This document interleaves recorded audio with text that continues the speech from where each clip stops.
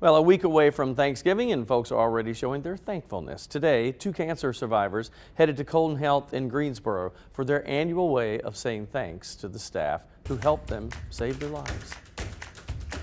We were honored to have an early Thanksgiving donated to our staff here, and it's very heartwarming. We want to salute again Colton Health Cancer Center. Carrie and I were both patients here.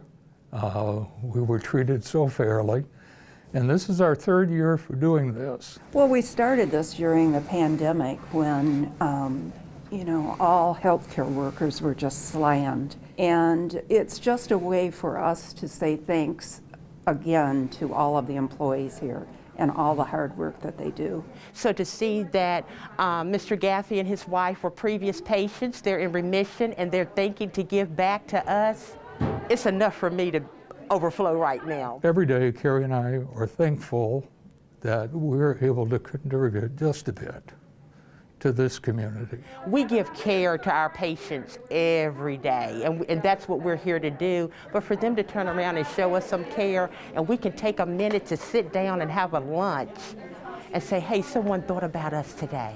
And it's really something that makes us feel like, hey, we're just not a nurse or secretary or a doctor.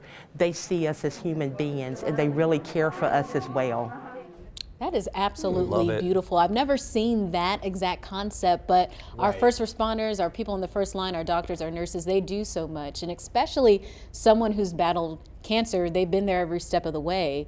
This is a beautiful thing, to just say thank you. I'm sure to them, to the couple that did this for them, they're like, this is not enough. You know what I mean? Like, but for the staff, I mean, that's a great gesture. I mean, they save lives every day. They're certainly do that for that couple. But even if you can't afford to buy a meal for a whole hospital, right? You could always send these thank you notes. This is something that I call my mom the queen of thank you notes.